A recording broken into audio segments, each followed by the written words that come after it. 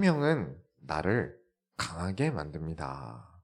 오늘 말씀을 통해서 우리의 남은 인생을 하나님께 온전하게 기쁨이 되는 삶을 살 수 있도록, 그런 삶이 될 수 있도록 은혜가 가득 넘치는 시간이 오늘 예배 시간이 되시기 바랍니다.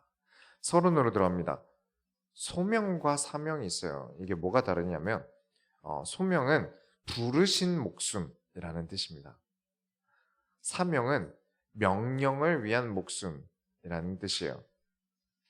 3장 1절에 이러므로 그리스도 예수의 일로 너희 이방인을 위하여 갇힌 자 된 나 바울이 말하거니와. 우리가 갈라디아서 고린도 전후서를 지나면서 바울이라는 사람은 한 가지 변화가 일어났어요. 그걸 우리가 보았거든요. 무엇이냐면 내가 성도를 얼마나 사랑하는지, 내가 성도를 위해 얼마나 헌신하는지, 무엇 때문에 하고 있는지를 말해야만 한다는 것이었어요. 내가 너희를 위하여 매를 맞았다 라고 꼭 집어서 너희를 위해 라고 말하지 않으면 사람들이 못 알아듣는다는 거예요. 너희를 위해서 감옥에 갇혀 있다 라고 말하지 않으면 바울이 감옥에 갔다더라 그런가 보다 하고 끝나버린다는 거예요. 바울은 이방인의 사도로서 부름을 받았고 얼마나 헌신적이었는지, 예루살렘의 재정적인 후원을 받지 않고 자기가 가는 나라마다 자기 스스로 직접 돈을 벌어서 생활을 하면서 선교를 할 만큼 하나님 나라의 일에 헌신적이었습니다. 바울은 자신의 사명인 이방인의 구원을 위해서 정말 최선을 다했어요. 정말 극한까지 자기 자신을 끌어올려서 일했습니다. 그런데 인간은 직접적으로 설명하지 않으면 못 알아듣는다는 거예요. 바울은 이방인을 위해 정말 온몸을 불살랐는데 정작 그 이방인들이 이 바울의 수고와 헌신을 몰라줍니다. 요즘 낫는 신이다가 계속 큰 이슈죠. 꽤 몇 주 가고 있어요. 성경에 어렵고 길게 써놓은 메시아 말고 대놓고 내가 신이다, 내가 메시아다 말하니까 우르르 몰려갑니다. 교리도 엉망이고 말하는 것도 엉망이고 근거도 엉망인데 그저 자기 자신을 신이라고 말한다는 이유로 우르르 몰려갔어요. 어려운 학습을 하는 것보다 엉망인 사이비 교주가 내가 신이고 내가 절대선이니까 내 뜻대로 무조건 해라, 이거 얼마나 머리 쓸 일이 없습니까? 편하고 쉬워요. 그냥 저 사람이 신이다 하고 끝나면 돼요. 성경 가지고 어렵게 볼 필요가 없어요. 이런 일들이 과거에 교육을 못 받은 사람들에게 일어난 일이라고 생각하는 분들이 많으시더라고요. 그렇지 않습니다. 정명석 같은 경우는 명문대학 위주로 처음에 명문대학을 기점으로 일어난 사이비 단체예요. 이재록 만민중앙교회는 말할 필요도 없죠. 헌금량에 따라 천국에서 갈 살집이 1등급부터 5등급까지 달라진대요. 그러다 보니까 엄청난 곳에서 살게 된다고 이제 헌금을 어떻게든 많이 내다 보니까 노력하고 성공한 사람들이 또 나오기 시작하는 거죠. 그런 똑똑한 사람들도 그런 사이비에 빠집니다. 성경으로 보이지 않는 하나님에 대한 이해보다 눈앞에 자기가 하나님이라고 말하는 사람 따라가는 게 더 생각할 게 없고 편하다는 거예요. 내가 고민하는 건 확신이 없지만 남들이 이미 고민해준 내용은 확신하고 따라가요.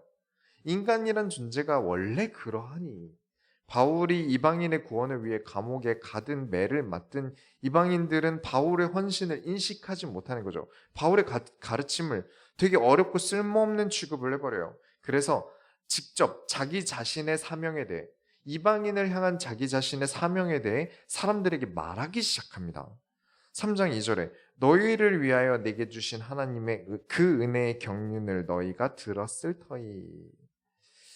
바울은 자기 자신이 어떻게 하나님께 부르심을 받았는지 설명했다는 구절입니다. 이미 한번 설명을 했다는 거예요. 바울은 예수님을 박해하던 사람입니다. 바울은 많은 예수 믿는 자들을 감옥에 보냈고 스데반 집사님을 사람들이 돌로 쳐서 죽일 때 증인으로 있던 사람이에요. 그런데 다메섹이라는 곳을 지날 때 예수님께서 바울을 부르셨다는 거예요. 이 이야기를 이렇게 간단하게 요약을 했지만 당사자는 얼마나 할 말이 많겠습니까? 성경에 기록되지 않은 많은 감정이 오고 갔을 거고 많은 일들이 있었을 거예요. 3절부터 4절에 곧 계시로 내게 비밀을 알게 하신 것은 내가 먼저 간단히 기록한 바 같으니 그것을 읽으면 내가 그리스도의 비밀을 깨달은 것을 너희가 알 수 있으리라.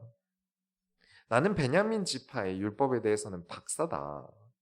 거기다 예수 믿는 자들을 박해하던 사람인데 이런 내가 예수를 전하다 감옥에 갈 정도라면 내가 만난 예수에 대해 깨달은 것들이 얼마나 크겠냐.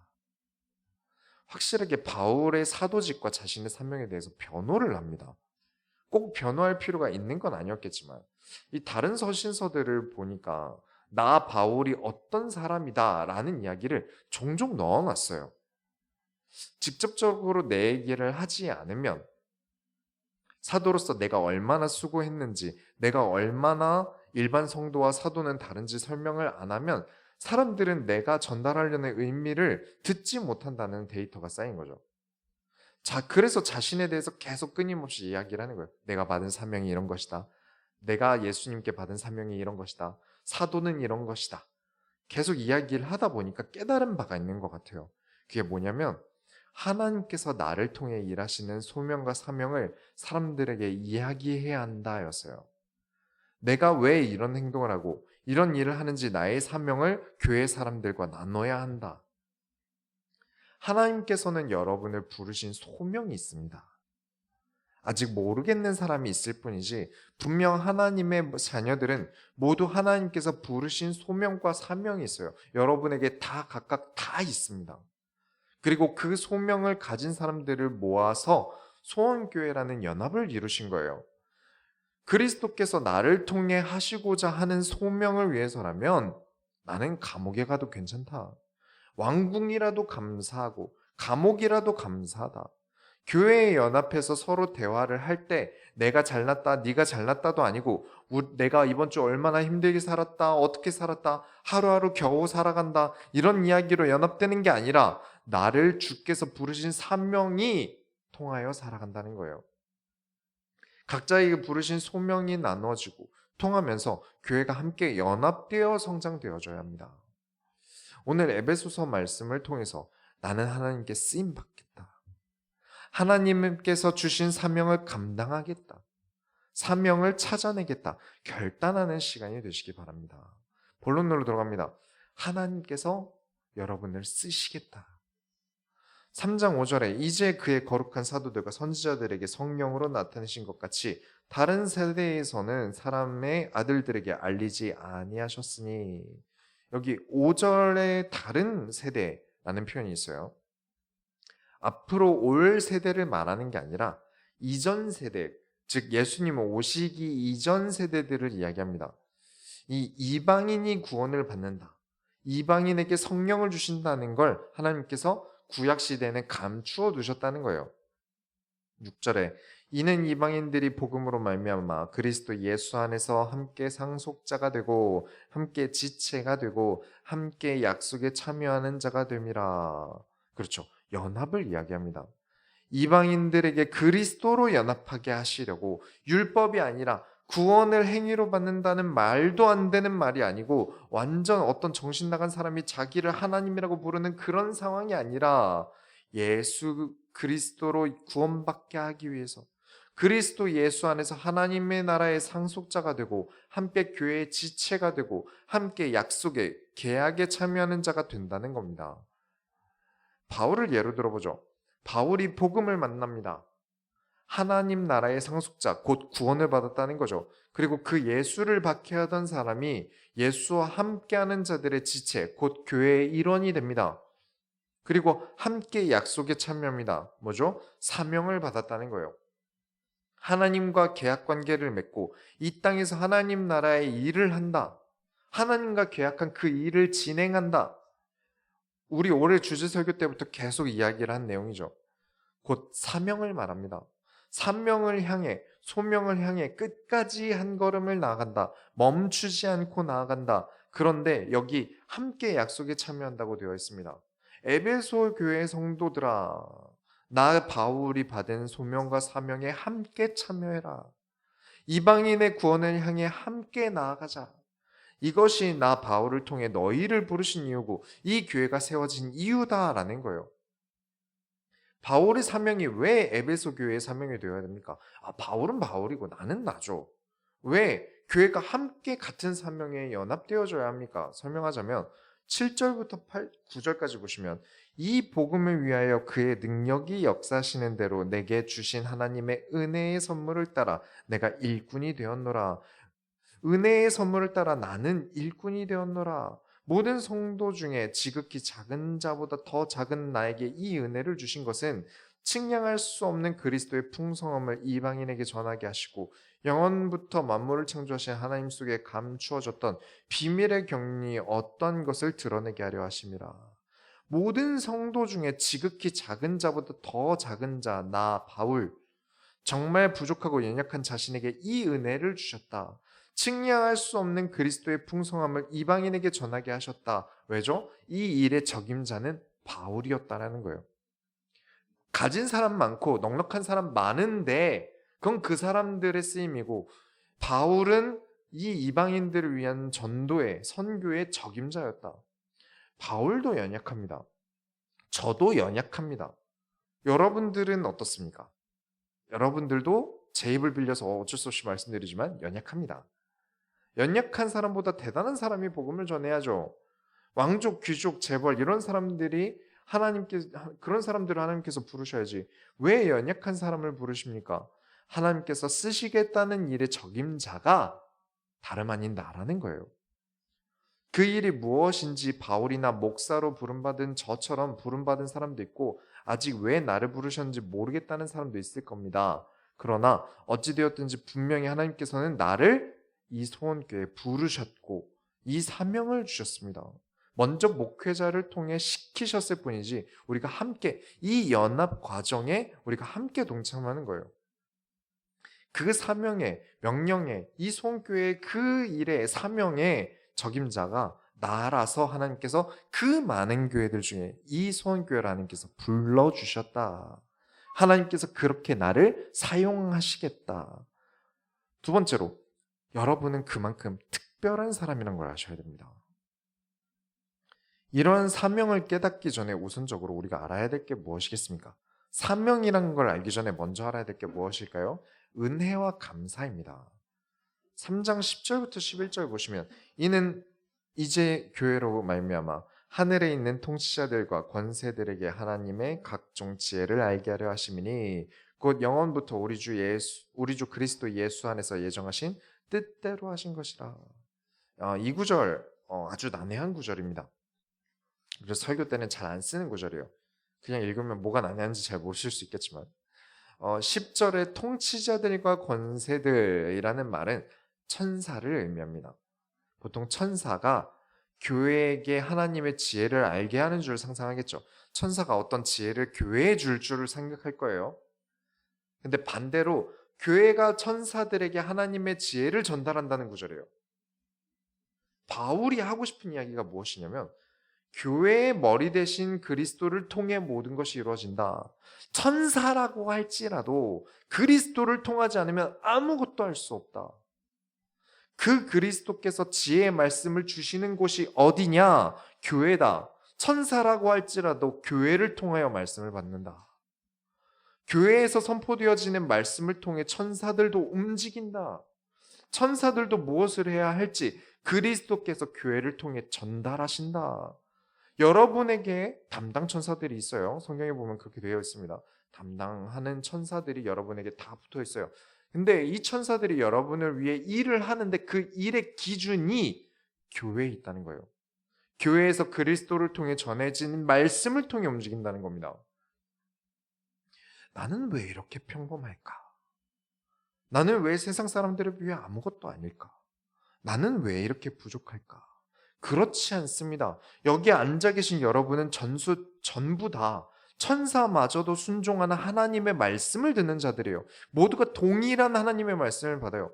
천사라고 더 특별하다는 게 아니라는 거예요. 우리 모두가 하나님의 말씀을 움직이는 존재들이라는 거예요. 얼마나 특별합니까? 올바른 교회에서 올바른 하나님의 말씀을 듣는 여러분은 아주 특별한 자들입니다. 어떤 이단 사입이 완전 말도 안 되는 이야기들을 듣고 행하는 자들이 아니라 하나님의 말씀을 통해 움직이는 여러분은 아주 특별한 존재라는 거예요. 얼마나 특별한지 천사들도 듣고 행동하는 그 말씀을 여러분도 똑같이 듣는단 말이에요. 우리가 잘해서? 목사가 대단해서? 절대 아니죠. 그래서 에베소서 1장부터 2장까지 절대 너희가 잘해서 받은 게 아니다. 3장에서도 사도 바울도 내가 잘해서 받은 거 아니다. 우리는 다 은혜로 특별히 받은 것이다. 그래서 특별하죠. 특별한 은혜를 받은 특별한 사람들이라는 거예요. 엄만 이상한 사이비 교회에서 말도 안 되는 것을 말씀이라고 떠드는 곳이 아니라 진짜 하나님의 말씀이 성경을 통하여 은혜 받는 이 교회는 특별한 교회라는 겁니다. 우리나라 이단 사이비만 65만 명으로 집계돼요. 이단 사이비 안에 있는 성도들까지 포함해서 65만 명으로 집계를 합니다. 그런데 저와 여러분은 성경을 가지고 말도 안 되는 이상한 교리에 묶여 살아가는 게 아니지 않습니까? 복입니다. 이건 진짜 복이에요. 그 65만 명에 내가 걸려 넘었을지 어떻게 합니까? 잘 피해서 이 교회에 도착하신 것도 복이고, 혹은 그런 이단 사이비를 경험해 보셨다면, 다녀보셨다면, 가스라이팅 당하지 않도록 지켜주시고 보여주신 하나님의 더 큰 복을 받았다는 거예요. 엄청 큰 복을 받았다는 거죠. 3장 12절에 우리가 그 안에서 그를 믿음으로 말미암아 담대함과 확신을 가지고 하나님께 나아감을 얻었느니라. 얼마나 특별합니까? 그를 믿음으로 말미암아 하나님께 나아감을 얻었느니라. 우리가 뭘 믿고 까붑니까? 엄청 까부는 거죠. 뭘 잘한 것도 없는데 우리가 천국에 간다고 까불지 않습니까? 하나님을 감히 아버지라고, 천지를 창조하신 하나님을 우리가 감히 아버지라고 무엇 때문에 부릅니까? 우리가 믿는 것은 이 소원교회의 머리 대신 예수 그리스도를 믿기 때문입니다. 우리는 예수 그리스도를 통하여 담대하게 하나님께 나아가 담대하게 하나님을 감히 아버지라고 부릅니다. 3장 13절에 그러므로 너희에게 구하노니 너희를 위한 나의 여러 환난에 대하여 낙심하지 말라. 이는 너희의 영광이니라. 사명 때문에, 하나님께서 나를 부르신 사명에 의해 나아가는 것, 내가 하나님의 사명을 이룬다는 증거가 환난이었다. 제가 제 입으로 말한 건 아닌데 성경대로 말하자면 올바른 교회를 다닌다는 건 정말 복입니다. 교회의 성도 하나만 이상하면 교회가 이상한 건 아니지 않습니까? 성도 중에 한 명 이상한 사람이 있다 그래서 그 교회가 이상한 교회는 아니에요. 그런데 담임 목사 한 명만 이상하면 어떻게 됩니까? 그 교회는 이상한 교회가 돼요. 크고 목사가 이상한 교회를 다니는 것보다 작아도 목사가 정상인 교회를 다니는 게 낫지 않습니까? 성경대로 얘기하는 거예요. 제가 낫다, 올바르다 이 얘기를 하는 건 아닙니다. 제가 올바르면 얼마나 올바르겠습니까? 저는 저 자신을 알아요. 그런데 제가 이렇게 주장할 수 있는 근거가 딱 하나 있습니다. 감히 건방지게 뭘 믿고 이런 말 하면서 까부냐?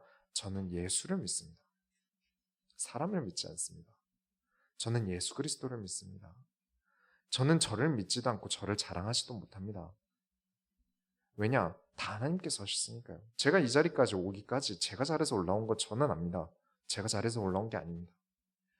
저는 이렇게 고백하는 게 정상이라고도 생각합니다. 이 교회는 은혜 없이는 하루도 운영할 수 없었습니다. 4년이라는 시간이 지나면서 하나님 은혜로 서 있었어요. 제가 잘해서도 아니고 누가 잘해서도 아니었습니다. 우리 소원교회는 4년 동안 하나님 말씀에만 매달렸습니다. 왜냐? 이 하나님의 말씀으로 살아가야 한다고 세상에 알릴 사명이 우리 소원교회의 가장 첫 번째 사명이었으니까요. 그리고 이 사명은 이제 여러분에게 있는 겁니다. 여러분은 다 이 사명을 가진 자들이에요. 왜냐? 이 사명 때문에 하나님께서 이 교회에 부르신 거니까요. 이 교회로 모으신 거니까요. 소원교회라는 큰 틀의 사명은 하나님의 말씀으로 살아간다. 이것이 가장 큰 사명이고, 이 안에서 저는 목사로서 하나님의 말씀인 성경을 전달한다는 사명. 사모님은 심리학을 전공하면서 이 심리학을 통해서 사모로서 세상에 하나님의 말씀을 전달할 것이 있는 사명. 성도 중에는 큰 틀 안에서 누군가는 사업가로서 주신 사명, 큰 틀 안에서 자녀에게 주신 사명 등 우리는 각자 다 큰 사명을 하나님의 말씀으로 살아간다는 이 큰 사명 속에서 이루어가고 있다는 거예요. 왜냐? 여러분은 특별하니까요.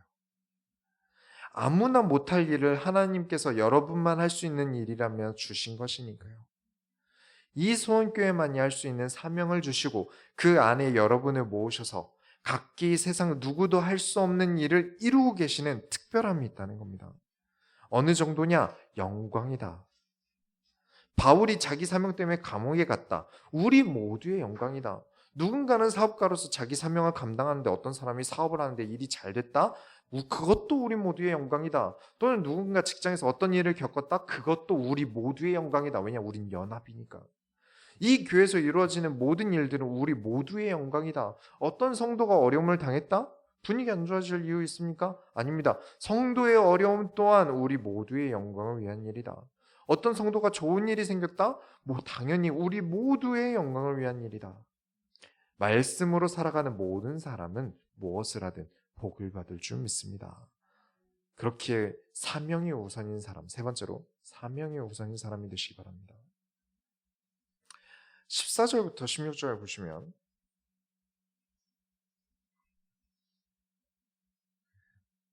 이러므로 내가 하늘과 땅에 있는 각 족속에게 이름을 주신 아버지 앞에 무릎을 꿇고 비노니 그의 영광의 풍성함을 따라 그의 성령으로 말미암아 너희 속사람을 능력으로 강건하게 하시오며.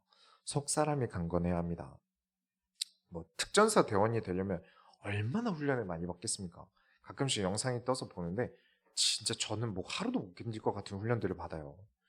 UDT든 HID든 진짜 우리 같은 평범한 사람들은 상상도 못할 훈련들을 받지 않겠습니까? 온몸을 강철같이 만들 거예요. 그런 특공대원이 이제 암살 명령이 떨어져서 총기를 들고 건물 안에 몰래 잠입을 했어요. 딱 들어왔는데 어깨에 거미가 떨어졌다고 엄마 거미! 하면서 소리를 지르면 어떻게 되겠습니까? 바로 질질 끌려가서 있는 고문 없는 고문 다 당하고 죽을 겁니다. 지금 당장 목숨을 건 미션을 진행 중인데 거미가 뭐가 그렇게 중요합니까? 겉사람만 강한 사람이 되어서는 안 됩니다. 속사람도 강한 사람이 되셔야 합니다. 하나님 나라의 일을 할 사람은, 하나님 나라의 일에 소명을 가진 사람은 성령으로 말미암아 속사람이 강건하게 되길, 작은 일 따윈 아무것도 아니란 듯이 묵묵히 자신의 일을 수행할 만큼 강건한 속사람이 되시길 축원합니다. 사원이 대리님께 찾아가서 대리님 이번 회부장께 이런 게 좀 안 맞는데 확인 좀 부탁드립니다 라고 이야기를 하는데 대리님이 아이고 회계장부 때문에 많이 힘들었지. 그래 네 마음이 얼마나 힘들었겠어.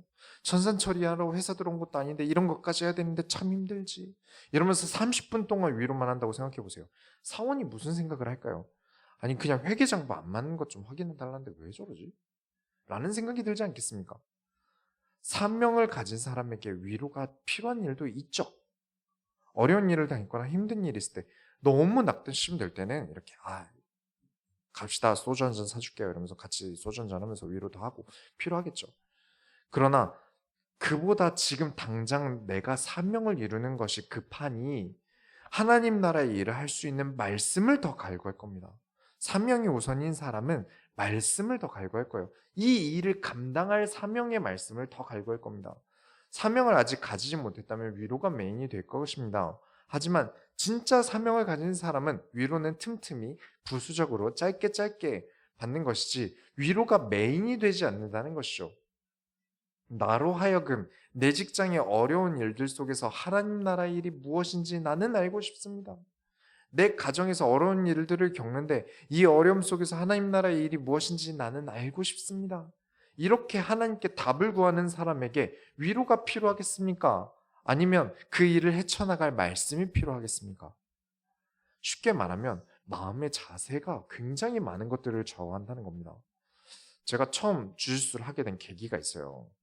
어느 날 전화가 왔어요. 그래서 딱 받았는데 목사예요. 근데 갑자기 저한테 야 이 개새끼야 내가 너 죽여버릴 거야 이러는 거예요. 저는 잘못한 게 없어요. 그냥 이 사람이 저를 아래에 두고 싶은 것뿐이에요. 제가 이 목사에 대해서 할 얘기가 진짜 많은데 목사가 다 그런 게 절대 아닙니다. 이 사람이 특이한 거예요. 이 사람이 원래 학창 시절부터 좀 그랬던 사람입니다. 이 이야기가 긴데 중요한 건 아니고 제가 그런 말을 듣고 틈틈이 개척을 하고 나서 이런저런 일을 겪으면서 대화가 안 통하는 사람들이 있다. 이 몸의 대화만 좋아하는 사람들이 있는 것 같다. 라고 결론을 짓고 주짓수를 등록을 했어요. 제가 주짓수 가서 인간관계, 이제 주짓수 도장 안에 있는 인간관계에 제가 관심이 있었겠습니까? 회식 가는데 제가 관심이 있었겠습니까? 여성분들이 주짓수에 빠지면 답이 없다는 얘기가 되게 많아요. 그게 왜 그러냐면 유도 도복은 무조건 하얀색과 파란색밖에 안 됩니다. 근데 주짓수 도복은 아무 색이나 돼요. 그러다 보니까 예쁜 게 굉장히 많이 나옵니다. 그래서 예쁜 게 한 20만 원이 넘는데 여성분들이 도장은 일주일에 한 번씩 나오면서 이제 한 10벌은 넘게 산다고 해요. 그래서 월급을 다 주짓수 도복에 태운다는 분들이 계세요. 그런데 제가 정가로 제 돈 주고 산 도복은 대회 규정에 맞는 도복 한 벌뿐이에요. 제가 주짓수 도복 예쁜 거에 관심이 있었겠습니까? 제 모든 관심은 상대방을 이기고 내 가정과 내 교회를 지키는 것밖에 없었어요. 당장 누가 내일 우리 교회로 쳐들어와서 싸우자고 할지도 모르는데 다른 부수적인 짜잘한 것들이 저한테는 관심 대상이 아닌 거예요. 그래서 오전에는 주짓수 도장 가서 웨이트 헬스를 하고 저녁에는 주짓수 수련을 하면서 투타임을 운동을 했습니다. 하나님 나라의 일이 하나님께서 나에게 주신 사명과 소명이 불이 끓는 것처럼 타오른다면 나의 관심은 다른 데 있지 않을 겁니다. 연약한 나를 강건하게 만들지 연약한 나를 그냥 그대로 두지 않을 겁니다. 3장 17절부터 18절에 믿음으로 말미암아 그리스도께서 너희 마음에 계시게 하시옵고 너희가 사랑 가운데서 뿌리가 박히고 터가 굳어져서 능히 모든 성도와 함께 지식에 넘치는 그리스도의 사랑을 알고. 교회는 그리스도께서 항상 마음에 계셔야 합니다. 교회 모든 성도가 서로 사랑함으로 뿌리 내리고 단단하게 굳어져서 모든 성도들이 그리스도의 사랑이 지식에 넘치도록 해야 합니다. 19절에 그 너비와 길이와 높이와 깊이가 어떠함을 깨달아 하나님의 모든 충만하신 것으로 너희에게 충만하게 하시기를 구하노라. 왜냐? 사명을 감당할 사람들이라서. 하나님께서 특별하게 부르셔서 이 자리에서 하나님께서 하실 일이 있으셔서. 하나님은 크시구나. 하나님은 그냥 크신 정도가 아니라 이 세상에 다 채워도 넘쳐 흐를 만큼 충만하시구나. 그리고 그 하나님의 충만하신 것으로 나에게 충만하게 되어야 합니다. 그러니 여러분은 결론으로 동행하셔야 합니다. 하나님과의 동행이 있으셔야 합니다. 바울의 감옥 생활은 정말 끔찍했을 거예요. 지금 감옥 정도가 아닙니다. 인권도 뭣도 없고요. 에어컨도 환기도 없고요. 보온도 안 되는 지금과는 비교도 안 되는 감옥에서 감옥에서 교회의 은혜를 얘기하고 연합을 얘기합니다. 바울이 이런 감옥에서 은혜를 얘기하고 교회의 연합을 얘기합니다. 우리나라에 오신 선교사님들도 선교지를 향한 사명 때문에 이 나라에 와서 그 소중한 생명을 몇 년 만에 소비하고 죽으셨어요. 사명과 소명을 가진 사람은 강하다는 겁니다. 왜 강하냐면 그들은 하나님과 동행했습니다. 왜냐?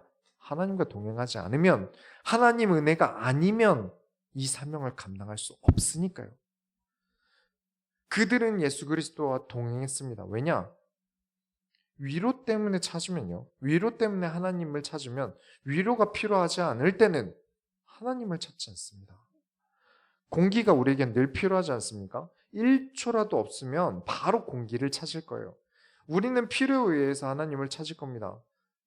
그러나 정말 하나님을 사랑한다면 늘 하나님을 찾을 것이고 내가 사명과 소명을 향해 매일 살아간다면 늘 그리스도를 찾지 않을 수 없을 것입니다. 왜냐하면 아는 게 하나 있거든요. 20절부터 21절에 우리 가운데서 역사하시는 능력대로 우리가 구하거나 생각하는 모든 것에 더 넘치도록 능히 하실 이에게 교회 안에서와 그리스도 예수 안에서 영광이 대대로 영원 무궁하기를 원하노라. 아멘. 내가 하나님 나라의 일을 할 때 하나님께서는 역사하사 더 넘치게 주실 것이다. 내가 이 사명 감당할 때 하나님께서 나에게 더 넘치게 주실 것이다. 우리의 지식이 부족하다면 그 지식 넘치게 주실 것이다. 우리 경제가 부족하다면 그 경제에 넘치도록 부어주실 것이다. 왜냐? 다른 일도 아니고 내 개인 일도 아니고 하나님 나라의 일이기 때문이다. 죽음도 이기신 그리스도께서 교회를 통해 역사하시겠다는데 그렇다면 누구도 그리스도를 말하는 교회를 이길 수 없다. 믿기 때문입니다. 이 한 가지를 알기 때문이에요. 그렇습니다. 우리는 교회를 배웠습니다. 부활을 배웠습니다. 그렇죠? 계속 주제 설교를 가지고 가고 있는데, 그리고 이제 사명을 배울 차례입니다. 그냥 연합하는 거, 그냥 인간관계 잘 유지하는 거, 어느 동아리든 할 수 있습니다. 어느 모임이든 할 수 있습니다. 그러나 교회의 연합의 이유는 하나님 나라의 사명을 위해서입니다. 우리가 우리의 사명을 감당해야 하기 때문에 이 교회를 하나님께서 이 땅에 허락하신 것이다. 세상에 교회가 너무 많고 진짜 많은데 그 많은 교회 중에 굳이 세워졌어야 하는 이유가 이 사명 때문이다.